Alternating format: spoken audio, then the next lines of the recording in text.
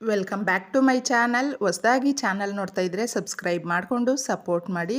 ಸ್ನೇಹಿತರೆ, ಈ ದಿನ ಸಚ್ಚಿದಾನಂದ ಸಾಯಿನಾಥರ ಅನುಗ್ರಹ ಎಲ್ಲರ ಮೇಲೂ ಇರಲಿ ಅಂತ ವಿಡಿಯೋ ಪ್ರಾರಂಭ ಮಾಡ್ತಾ ಇದ್ದೀನಿ. ಈ ದಿನ ನಮಗೆ ತುಂಬ ವಿಶೇಷವಾಗಿ ಒಂದು ಆಶ್ಚರ್ಯ ರೀತಿಯಲ್ಲೇ ಒಂದು ಸಂದೇಶ ಅಂತ ಹೇಳಬಹುದು ಸ್ನೇಹಿತರೆ.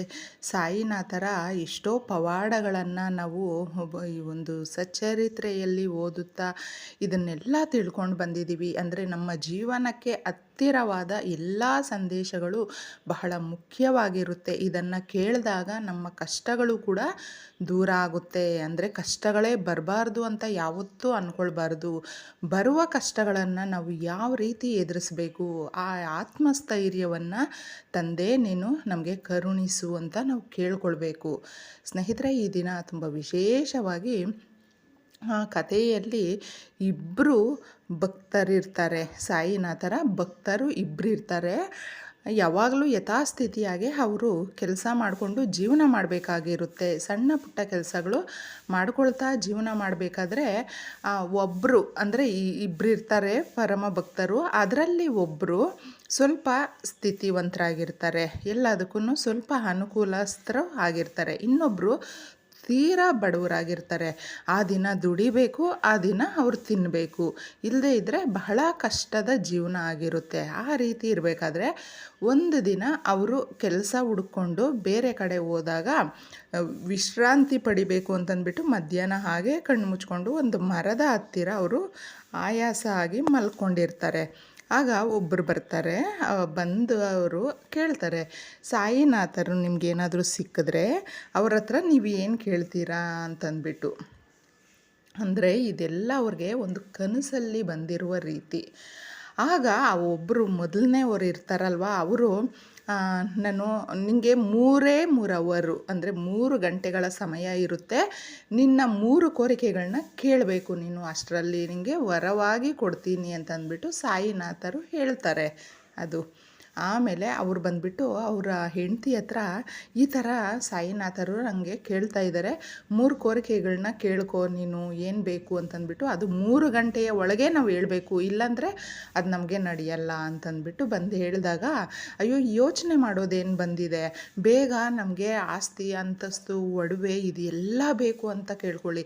ಅಂದರೆ ಒಡವೆ, ಈ ಆಸ್ತಿ ಅಂತಸ್ತು ದುಡ್ಡು ಕಾರು ಇದೆಲ್ಲ ಒಂದು ಕ್ಯಾಟಗರಿಗೆ ಬಂದು ಸೇರಿದ್ರೆ, ಇನ್ನೊಂದು ಅವ್ರು ಕೇಳ್ಕೊಳ್ಳೋದು ನಾವು ತುಂಬ ಶ್ರೀಮಂತರಾಗಿದ್ದೀವಿ, ಇನ್ನು ಮಿಕ್ಕಿದ್ದು ಅವರ ಒಂದು ತಂದೆ ತಾಯಿ ಇರ್ತಾರೆ, ಆ ಭಕ್ತನ ತಂದೆ ತಾಯಿ, ಅವ್ರನ್ನ ನಾವು ನೋಡ್ಕೊಳ್ಳೋದೇನು ಬೇಡ, ಇನ್ನು ಮಿಕ್ಕಿದ್ದು ಮಕ್ಕಳು ಇದ್ದಾರಲ್ವ ಅವ್ರು ಯಾರಾದರೂ ನೋಡ್ಕೊಳ್ಳಿ, ಯಾವಾಗಲೂ ನಾವೇ ಯಾಕೆ ನೋಡ್ಕೊಳ್ಬೇಕು, ಅದನ್ನು ನೀವು ಕೇಳಿ ಅಂತಂದ್ಬಿಟ್ಟು ಹೇಳ್ತಾರೆ. ಈ 2 ಆಗುತ್ತೆ. ಇನ್ನು 3ನೇದು ಬಂದುಬಿಟ್ಟು ಕಷ್ಟಗಳೇ ನಮಗೆ ಬರಬಾರ್ದು. ಈ ಕಷ್ಟಗಳು ಎಷ್ಟು ನಾವು ಇಷ್ಟೂ ದಿನ ತುಂಬ ಪಟ್ಬಿಟ್ಟಿದ್ದೀವಿ, ಇನ್ನು ನಮ್ಮ ಜೀವನದಲ್ಲಿ ಕಷ್ಟಗಳು ಅನ್ನೋದಕ್ಕೆ ದಾರಿನೇ ಮಾಡಿಕೊಡ್ಬೇಡ, ಬರಲೇಬಾರದು ಕಷ್ಟಗಳು ಅಂತಂದ್ಬಿಟ್ಟು ಕೇಳು ಅಂತಂದ್ಬಿಟ್ಟು ಹೇಳ್ತಾಳೆ. ಹಾಗೇ ಬಂದುಬಿಟ್ಟು ಈ 3 ವರಗಳನ್ನು ಸಾಯಿನಾಥರ ಬಳಿ ಈ ಭಕ್ತ ಹೇಳ್ಕೊಳ್ತಾನೆ. ಮತ್ತೊಬ್ಬ ಭಕ್ತ ಇರ್ತಾನಲ್ವ, ಸೇಮ್ ಅದೇ ಥರನೇ ಆ ಭಕ್ತನಿಗೂ ಕೂಡ ಸಾಯಿನಾಥರು ಕೇಳ್ತಾರೆ, ನಿಂಗೇನು ಬೇಕು ಮಗು, 3 ಗಂಟೆಯ ಒಳಗೆ ನೀನು 3 ವರಗಳನ್ನು ಕೇಳಬೇಕು, ಅದರ ಮೇಲೆ ಕೇಳಿದ್ರೆ ನೀನು ಮತ್ತೆ ಅದು ನಿನಗೆ ಆಗಬರಲ್ಲ ಅಂತ ಹೇಳ್ತಾರೆ. ಇದರಲ್ಲಿ ಯೋಚನೆ ಮಾಡೋದು ಏನಿದೆ ಸ್ವಾಮಿ, ನನಗೆ ನೀವು ಸಿಕ್ಕಿರೋದೇ ಒಂದು ಪರಮ ಪುಣ್ಯ, ಈ ಜನ್ಮದ ಪುಣ್ಯ, ನನಗೆ ಏನೂ ಬೇಡ ಅಂತ ಹೇಳ್ತಾನೆ. ಇಲ್ಲ ಮಗು, ಈಗ ನಾನು ಪ್ರತ್ಯಕ್ಷ ಆಗಿದ್ದೀನಿ, ನೀನು ಏನಾದರೂ ಕೇಳಲೇಬೇಕು, 3 ವರಗಳನ್ನು ಕೇಳು ಮಗು ಅಂತಂದ್ಬಿಟ್ಟು. ಆಗ ನೀವು ಹೇಳ್ತಾ ಇದ್ದೀರಾ ಅಂತಂದ್ಬಿಟ್ಟು ನಾನು ಕೇಳ್ತಾ ಇದ್ದೀನಿ ತಂದೆ ಅಂತಂದ್ಬಿಟ್ಟು ಇನ್ನೊಬ್ಬ ಭಕ್ತ ಇರ್ತಾನಲ್ವ, 2ನೇ ಭಕ್ತ, ಆ ಭಕ್ತ ಕೇಳ್ತಾನೆ, ಪ್ರಭು ನನಗೆ ದುಡಿಯುವ, ಎಷ್ಟೇ ಕಷ್ಟ ಬರಲಿ ದುಡಿಯುವ ಶಕ್ತಿ, ಆತ್ಮಸ್ಥೈರ್ಯ ಕೊಡು ತಂದೆ, ದುಡಿದು ನಾನು ಜೀವನ ಮಾಡಬೇಕು ಅಂತಂದ್ಬಿಟ್ಟು ಹೇಳ್ತಾನೆ. ಮತ್ತೊಂದು ಕೇಳು ಅಂತ, ನಾನು ಯಾವಾಗಲೂ ಈ ಹುಟ್ಟಿದಾಗಿನಿಂದನೂ ಏನೋ ಕಡು ಬಡತನದಲ್ಲೇ ಬೆಳೆದುಬಿಟ್ಟೆ, ನಾನು ಈ ಬಡತನದಲ್ಲಿ ಬೆಂದೋಗಿರೋದು ನನಗೆ ಯಾವತ್ತೂ ಕಷ್ಟ ಅನ್ನಿಸ್ಲಿಲ್ಲ, ನೋವು ಅನ್ನಿಸ್ಲಿಲ್ಲ. ಆದರೆ ನನ್ನ ತಂದೆ ತಾಯಿನ ನೋಡಿಕೊಳ್ಳುವಷ್ಟು ಸೌಕರ್ಯ ನನ್ನ ಹತ್ರ ಇರಲಿಲ್ಲ ಅಲ್ವಾ ಅಲ್ವಾ ಅಂತಂದ್ಬಿಟ್ಟು ತುಂಬ ಕಷ್ಟ ಆಗ್ತಾಯಿತ್ತು. ನಾನು ದುಡಿಯುವ ಶಕ್ತಿ ಹಾಗೂ ಆತ್ಮಸ್ಥೈರ್ಯ ಆರೋಗ್ಯ ಕೊಟ್ಟು ನನ್ನ ತಂದೆ ತಾಯಿಯನ್ನು ನೋಡಿಕೊಳ್ಳುವ ಭಾಗ್ಯ ನನಗೆ ಕಲ್ಪಿಸು ತಂದೆ. ಇಷ್ಟೂ ದಿನ ಅವ್ರನ್ನ ಸರಿಯಾಗಿ ನೋಡ್ಕೊಳ್ಳೋದಕ್ಕಾಗ್ತಾ ಇರಲಿಲ್ಲ ಅಂತಂದ್ಬಿಟ್ಟು. ಸರಿ, 2 ಆಯಿತು, ಮತ್ತು 3ನೇದು ಕೇಳು ಮಗು ಅಂತಂದ್ಬಿಟ್ಟು ಕೇಳಿದಾಗ ತುಂಬ ಇಷ್ಟು ಆಶ್ಚರ್ಯ ಅನ್ನುವ ರೀತಿಯಲ್ಲಿ ಯಾವುದೇ ಕಾರಣಕ್ಕೂ ನಾನು ಶಕ್ತಿ ಇದ್ದು ದುಡಿದು ಮತ್ತು ನಾನು ಏನಾದರೂ ಸ್ವಲ್ಪ ಈ ಬೆಳವಣಿಗೆ ಆದರೆ ನನಗೆ ಎಲ್ಲೂ ಅಹಂಕಾರ ಅನ್ನೋದು ಕೊಡಬೇಡ ತಂದೆ. ನನಗೆ ಏನೇ ಕಠಿಣ ಸಮಸ್ಯೆಗಳು ನನ್ನ ಜೀವನದಲ್ಲಿ ಎಷ್ಟೇ ಸಮಸ್ಯೆಗಳು ಬಂದ್ರೂ ಬರಲಿ, ಆ ಕಷ್ಟಗಳನ್ನು ನಾನು ಎದುರಿಸುವ ಒಂದು ಆತ್ಮಸ್ಥೈರ್ಯ ಪ್ರತಿನಿತ್ಯ ನೀನು ನನ್ನ ಜೊತೆ ಶ್ರೀರಕ್ಷೆಯಾಗೂ ನಿಲ್ಲು ತಂದೆ. ಏನೇ ಕಷ್ಟಗಳು ಬಂದರೂ ಕೂಡ ನಾನು ಎದುರಿಸ್ತೀನಿ ಮತ್ತು ಮುಂದೆ ಸಾಗ್ತೀನಿ ತಂದೆ ಅಂತಂದ್ಬಿಟ್ಟು ಕೇಳ್ತಾರೆ. ಅಂದರೆ ಇಬ್ಬರು ಭಕ್ತಾದಿಗಳು ಇರ್ತಾರೆ. ಆ ಭಕ್ತಾದಿಗಳಿಗೆ ನೋಡಿ, ಒಬ್ಬೊಬ್ಬರು ಒಂದೊಂದು ರೀತಿಯಲ್ಲಿ ವಿಭಿನ್ನವಾಗಿ ಕೇಳ್ಕೊಳ್ತಾರೆ. ಈ ರೀತಿ ಕೇಳಿದಾಗ ನಾವು ಯಾರು ಸರಿ ಯಾರು ತಪ್ಪು ಅಂತ ನಾವು ಹೇಳೋಕ್ಕಾಗಲ್ಲ. ಆದರೆ ಸಾಯಿನಾಥರು ಇಬ್ಬರನ್ನೂ ಕರೆದುಬಿಟ್ಟು ಹೇಳ್ತಾರೆ, ಆಗ ನಿಮ್ಮ ವರಗಳು ನಿಮಗೆ ಸಿಕ್ಕಿದೆ, ನೀವಿನ್ನು ನಿಮ್ಮ ಜೀವನದಲ್ಲಿ ತುಂಬ ಚೆನ್ನಾಗಿರ್ಬೋದು, ಹೋಗಿ ಅಂತಂದ್ಬಿಟ್ಟು. ಮೊದಲನೇ ಭಕ್ತ ಕೇಳಿದ ದುಡ್ಡು, ಈ ಒಡವೆ, ಆಸ್ತಿ, ಅಂತಸ್ತು, ತಂದೆ ತಾಯಿನ ಬಿಟ್ಟು ಮತ್ತೆ ಏನೇ ಕಷ್ಟಗಳು ಬರಲೇಬಾರ್ದು ನನ್ನ ಜೀವನದಲ್ಲಿ ಅಂತ ಬೇರೆ ಕೇಳ್ಕೊಂಡಿರ್ತಾನೆ. ತಥಾಸ್ತು ಅಂತ ಹೇಳಿದಾಗ ಇಷ್ಟು ಈ ವರಗಳು ಅವನಿಗೆ ಸಿಗುತ್ತೆ. ಆದರೆ 2ನೇವನಿಗೂ ಕೂಡ ಇವನು ಕೇಳಿದ ರೀತಿಯಲ್ಲೇ ಸಿಗುತ್ತೆ ಸ್ನೇಹಿತರೆ. ಆ 2ನೇವನಿಗೆ ತುಂಬ ಖುಷಿಯಾಗಿಬಿಡುತ್ತೆ. ಅಂದರೆ ನಾನು ಎಷ್ಟೇ ನನ್ನ ಜೀವನದಲ್ಲಿ ದುಡಿಬೇಕು ಅಂತ ಅಂದ್ಕೊಂಡ್ರೂ ಕೆಲಸ ಸಿಗ್ತಾ ಇರಲಿಲ್ಲ. ನಾನು ದುಡಿಯುವ ಆತ್ಮಸ್ಥೈರ್ಯ ಶಕ್ತಿ ಎಲ್ಲ ಕೊಟ್ಟು ನನ್ನ ತಂದೆ ತಾಯಿಯನ್ನು ನಾನೇ ನೋಡಿಕೊಳ್ಳುವಷ್ಟು ತಂದೆ ನನಗೆ ಆಶೀರ್ವಾದ ಮಾಡಿದ್ದಾನೆ. ಮತ್ತು ನನಗೆ ಏನೇ ಕಷ್ಟಗಳು ಬಂದ್ರೂ ಅದನ್ನು ಎದುರಿಸುವ ಒಂದು ಧೈರ್ಯವನ್ನು ತಂದೆ ನಂಗೆ ತುಂಬಿದ್ದಾನೆ ಅಂತಂದ್ಬಿಟ್ಟು ಬಹಳ ಸಂತೋಷವಾಗಿ ಮನೆಗೆ ಹೋಗ್ತಾನೆ 2ನೇವನು. ಆದರೆ 1ನೇವನು ದುಡ್ಡು, ಆಸ್ತಿ, ಅಂತಸ್ತು ಎಲ್ಲ ಕೇಳಿರ್ತಾನೆ, ಅದೆಲ್ಲ ಕೊಟ್ಟಿರ್ತಾನೆ. ಆದರೆ ಅವನಿಗೂ ಮಕ್ಕಳಿರುತ್ತೆ. ಆ ಮಕ್ಕಳು ಮತ್ತೆ ಇವ್ರನ್ನ ನೋಡಬೇಕಾ ಬೇಡವಾ ಅನ್ನೋದು ಕ್ವಶನ್ ಬಂದೇ ಬರುತ್ತಲ್ವ.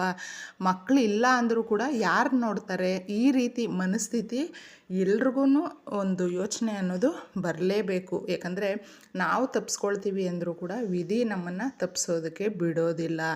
ಆಗ ಈ 1ನೇವನು ಕೇಳಿದಂಥದ್ದು ತುಂಬ ದುರಾಸೆಯಿಂದ, ತುಂಬ ಆಸೆಪಟ್ಟು, ಆಸೆಗೆ ಮಿತಿ ಇಲ್ಲದೆ ಕೇಳಿದಂಥ ಒಂದು ವರಗಳು ಅದು. ಮತ್ತು ಅವನಿಗೆ ಅದೆಲ್ಲ ನಶಿಸಿ ಹೋಗುತ್ತೆ. ಅವನ ಹತ್ರ ಅದು ಉಳಿಯೋದೇ ಇಲ್ಲ. ಸ್ವಲ್ಪ ದಿನ ಇರುತ್ತೆ. ದುರಾಸೆ ಪಟ್ಕೊಂಡು ಕೇಳಿದ್ದು ಯಾವುದೂ ಇರೋದಿಲ್ಲ, ಎಲ್ಲ ಹೋಗುತ್ತೆ. ಆದರೆ 2ನೇವನು ಕೇಳಿದ್ದು ನಿಸ್ವಾರ್ಥವಾಗಿತ್ತು. ಆ ನಿಸ್ವಾರ್ಥವಾದ ಭಕ್ತಿಯಿಂದ ಕೇಳಿದಾಗ ಅವನಿಗೆ ಆ ತಂದೆ ಎಲ್ಲವನ್ನೂ ಕೊಡ್ತಾನೆ ಸ್ನೇಹಿತರೆ. ಒಂದೊಂದೇ ಅವನು ಕಷ್ಟಪಟ್ಟು ಅವನ ಕಷ್ಟದಲ್ಲೇ ಅವನು ಬೆಳೀತಾ ಬರ್ತಾನೆ. ಅದರಿಂದ ನಾವು ಯಾವಾಗಲೂ ದುಡಿದು ನಮ್ಮ ಒಂದು ಜೀವನಕ್ಕೆ ಏನು ಬೇಕು ಅನ್ನೋದನ್ನು ನಾವು ಕೇಳ್ಕೊಳ್ಬೇಕಾಗುತ್ತೆ. ಆದರೆ ನಾವು ನಿಸ್ವಾರ್ಥವಾಗಿ ಕೇಳಿದಾಗ ಎಲ್ಲಿ ಏನು ಬೇಕಾದ್ರೂ ನಮಗೆ ಸಿಗುತ್ತೆ ಅನ್ನೋದು ಒಂದು ಉದಾಹರಣೆ. ಇಲ್ಲ, ನಾವು ಎಲ್ಲನೂ ನಮ್ಮ ಜೀವನಕ್ಕೆ ಬೇಕು, ಬೇರೆಯವರು ಚೆನ್ನಾಗಿರ್ತಾರೋ ಬಿಡ್ತಾರೋ ನಾವೇ ಚೆನ್ನಾಗಿರಬೇಕು ಅನ್ನುವ ಉದ್ದೇಶದಿಂದ ಯಾರು ಮನಸ್ಸಲ್ಲಿ ಇಟ್ಕೊಂಡು ಈ ರೀತಿ ಎಲ್ಲ ಕೇಳಬಾರ್ದು. ಅದು ಕನಸಲ್ಲಿ ಬಂದಿದ್ದು ಅವ್ರಿಗೆ. ಮಧ್ಯಾಹ್ನ ವಿಶ್ರಾಂತಿ ತಗೊಳ್ಬೇಕಾದ್ರೆ ಈ ರೀತಿ ಕನಸಲ್ಲಿ ಬಂದಿರುವಂಥದ್ದಕ್ಕೆ ನಿಜ ಜೀವನದಲ್ಲೇ ಈ ರೀತಿ ಆಯಿತು ಅಂತಂದ್ಬಿಟ್ಟು ಅವನು ಅಷ್ಟು ದುರಾಸೆ ಪಟ್ಕೊಂಡು ಕೇಳ್ತಾನೆ. ಆದರೆ ಆ ಕನಸು ನನಸಾಗುತ್ತೆ ಸ್ನೇಹಿತರೆ. ಆ ನನಸಾದಾಗ ಇಬ್ಬರು ಭಕ್ತರಲ್ಲೂ ಒಬ್ಬರು ಸ್ವಾರ್ಥವಾಗಿ ಯೋಚನೆ ಮಾಡಿದ್ರೆ ಇನ್ನೊಬ್ಬ ಭಕ್ತ ನಿಸ್ವಾರ್ಥವಾಗಿ ಯೋಚನೆ ಮಾಡಿರ್ತಾನೆ. ಯಾರು ನಿಸ್ವಾರ್ಥವಾಗಿ ಯೋಚನೆ ಮಾಡಿರ್ತಾನೆ ಅವನು ತುಂಬ ಚೆನ್ನಾಗಿ ಜೀವನದಲ್ಲಿ ಅವರ ತಂದೆ ತಾಯಿಯನ್ನು ನೋಡಿಕೊಂಡು ಅವನ ಕೈಲಾದಷ್ಟು ಎಲ್ರಿಗೂ ಸಹಾಯ ಮಾಡ್ಕೊಳ್ತಾ ಜೀವನನ ನಡೆಸ್ತಾನೆ. ಇದೇ ರೀತಿ ಎಲ್ರಿಗೂ ಅಕಸ್ಮಾತ್ ನಾವು ಈಗ ಕಲಿಯುಗದಲ್ಲಿ ಇದ್ದೀವಿ, ನಮಗೆ ದೇವರೇ ಪ್ರತ್ಯಕ್ಷ ಆಗಬೇಕು ಅಂತ ಏನೂ ಇಲ್ಲ ಸ್ನೇಹಿತರೆ. ದೇವರ ರೂಪದಲ್ಲಿ ಯಾವುದೋ ಒಂದು ರೀತಿಯಲ್ಲಿ ನಮಗೆ ಏನೋ ಒಂದು ಸಹಾಯಕ್ಕೆ ಅನ್ನೋದು ಬಂದೇ ಬರುತ್ತೆ. ಆ ಸಹಾಯಕ್ಕೆ ಬಂದಾಗ ನಾವು ಎಷ್ಟು ಆಸೆ ಪಡ್ತೀವಿ ಮಾಡ್ತೀವಿ ಅನ್ನೋದ್ರ ಮೇಲೆ ಇದು ನಿಂತಿರುತ್ತೆ ಅಂತ ಒಂದು ನಿದರ್ಶನ. ಈ ರೀತಿ ಒಂದು ನಾವು ಕೂಡ ನಮ್ಮ ಜೀವನದಲ್ಲಿ ಅರ್ಥ ಮಾಡಿಕೊಂಡು ಮುಂದುವರಿಸ್ಕೊಂಡು ಹೋದರೆ ನಮ್ಮ ಜೀವನ ಬಹಳ ಸುಂದರವಾಗಿರುತ್ತೆ ಅಂತ ಸಾಯಿನಾಥರು ನಮಗೆ ತಿಳಿಸಿರುವ ಒಂದು ಸುಂದರವಾದ ಸಂದೇಶ.